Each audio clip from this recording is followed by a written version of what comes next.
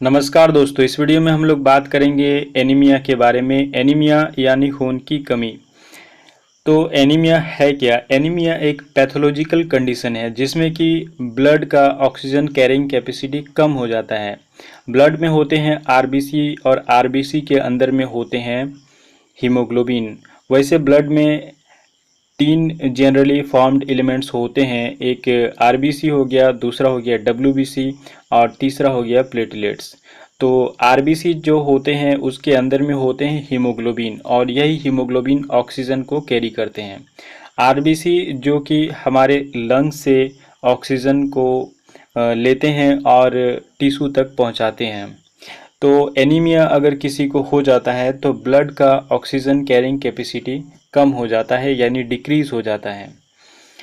दूसरा हो गया कि अगर किसी को एनीमिया होगा, इस कंडीशन में जो ह्यूमन बॉडी है इसके पेरिफेरल वेन्स में हीमोग्लोबिन का जो कॉन्सेंट्रेशन होता है, जो हीमोग्लोबिन की सांद्रता होती है, वो कम हो जाती है। आखिर कब बोला जाएगा कि कोई ह्यूमन एनीमिक है यानी एनीमिया का शिकार है?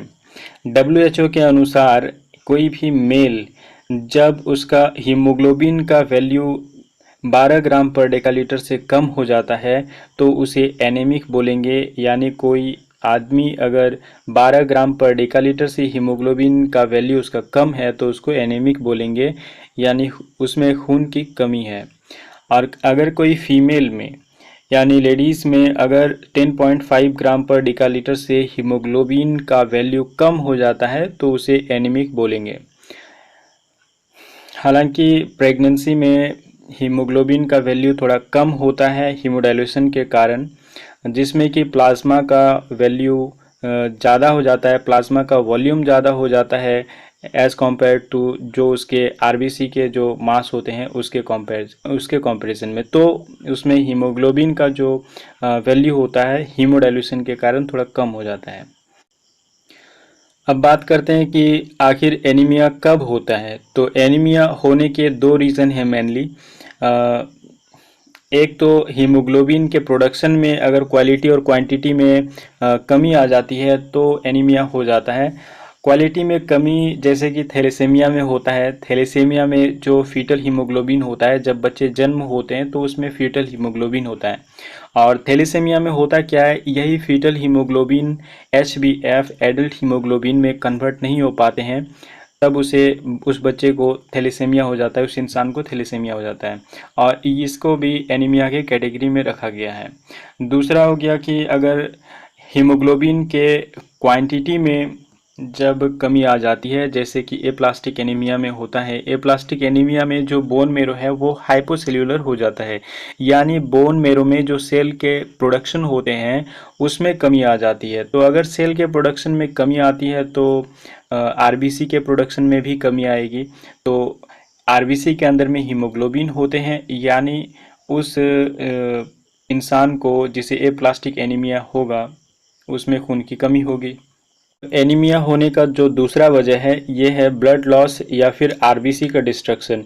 यानी ब्लड या फिर आरबीसी का लॉस होता है या फिर डिस्ट्रक्शन होता है और उसके कंपैरिजन में न्यू सेल सप्लाई यानी फॉर्मेशन कम हो रहे हैं तो एनीमिया हो जाएगा, जैसे कि मेंस्ट्रुअल साइकिल में होता है। अब बात करते हैं कॉमन सिम्टम और साइन के बारे में कि एनीमिया का कॉमन क्या सिम्टम है और क्या साइन है। तो सिम्टम की बात करें तो लेसीट्यूड यानी आपको सुस्ती रहेगी।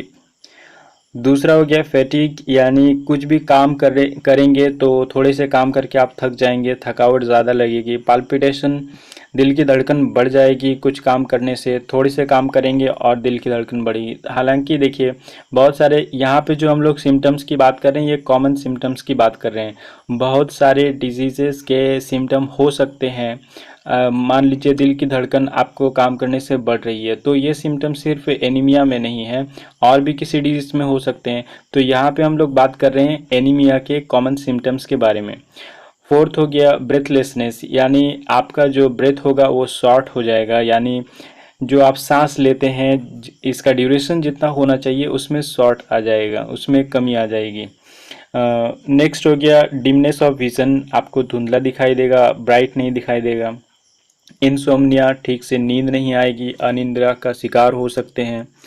साइन की बात करें तो इसमें पेलर ऑफ स्किन यानी स्किन का जो कलर होगा वो फीका पड़ जाएगा। म्यूकस मेम्ब्रेन जितने भी हैं बॉडीज़ में, जहाँ भी श्लेष्मा झिल्ली, वो भी पेलर हो जाएंगे यानी फीके पड़ जाएंगे। पाम्स ऑफ हैंड्स, जो आपकी हथेली होगी, वो भी फीके पड़ जाएंगे, यानी जो कलर जनरली होना चाहिए वो नहीं रहेगा। कंजक्टिवा, आँख में जो होता है उसमें जो आपको फीकापन आ जाएगा। तो ये सारे साइंस हैं और ये सिम्टम्स हैं एनीमिया के।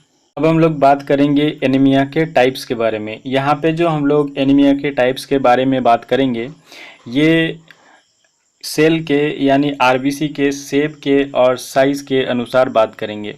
जब आप ब्लड को माइक्रोस्कोप के अंडर में लेंगे, पेरिफेरल ब्लड स्मेयर बना के, तो उसके साइज़ और शेप में जो आपको डिफरेंस रहेगा और जो कलर में भी आपको डिफरेंस आएगा, नज़र आएगा, तो उस हिसाब से यहाँ पे टाइप्स को बांटा गया है। तो पहला जो है वो है नॉर्मोसिटिक नॉर्मोक्रोमिक एनीमिया। यहाँ पे जो आरबीसी का जो शेप होगा वो नॉर्मल होगा और उसका साइज भी नॉर्मल होगा, लेकिन इसमें हीमोग्लोबिन और आरबीसी का जो काउंट आएगा, जब आप इसका टेस्ट कराएंगे तो इसका वैल्यू कम आएगा। तो इस तरह के एनीमिया को नॉर्मोसिटिक नॉर्मोक्रोमिक एनीमिया कहा जाता है। नेक्स्ट हो गया माइक्रोसिटिक हाइपोक्रोमिक एनीमिया। इसको जनरली आयरन डिफिशियंसी एनीमिया कहते हैं और इसमें आयरन का डिफिशियंसी हो जाता है, यानी आयरन की कमी हो जाने के कारण सेल का जो साइज़ होता है माइक्रोसिटिक, यानी सेल का साइज़ कम हो जाता है। आरबीसी का जो साइज़ होना चाहिए उसमें उससे कम हो जाता है, तो माइक्रोसिटिक हाइपोक्रोमिक, और कलर भी थोड़ा कम हो जाता है, तो ये माइक्रोसिटिक हाइपोक्रोमिक एनीमिया होता है। और इसमें अगर आप सीरम आयरन का अगर आप टेस्ट करवाएंगे तो भी इसमें सीरम आयरन का जो वैल्यू आएगा वो कम आएगा, क्योंकि ये आयरन डिफिशियंसी एनीमिया। और इसमें हीमोग्लोबिन, आरबीसी का काउंट और packed cell volume, MCV mean cell volume, MCH, MCHC, ये सारे इसमें इसका वैल्यू कम होगा माइक्रोसिटिक हाइपोक्रोमिक एनीमिया में। नेक्स्ट बात करें तो इसमें यहाँ पे मैक्रोसिटिक हाइपोक्रोमिक एनीमिया, इसको जनरली मेगालोब्लास्टिक एनीमिया भी कहा जाता है, और इसमें डिफिशियंसी हो जाता है विटामिन बी 12 और फोलिक एसिड का। तो इसको हम लोग मैक्रोसिटिक हाइपरक्रोमिक एनीमिया बोलते हैं। इसमें जो हीमोग्लोबिन का वैल्यू होता है वो कम होता है, आरबीसी का भी कम होता है, पैक्ड सेल वॉल्यूम भी कम होता है, टीएलसी अगर करेंगे, टोटल ल्यूकोसाइट काउंट भी करेंगे आप, तो इसमें कमी आएगी। और एमसीएच और एमसीएचसी यानी मीन सेल वॉल्यूम और मीन सेल हीमोग्लोबिन और मीन सेल हीमोग्लोबिन कॉन्सेंट्रेशन, ये दोनों आपको इसमें इंक्रीज्ड आएंगे। और सीरम फॉलिक एसिड और विटामिन बी 12 का टेस्ट कराने पर मेगालोब्लास्टिक एनीमिया में इसमें कमी आएगी, सीरम फॉलिक एसिड और विटामिन बी 12 में।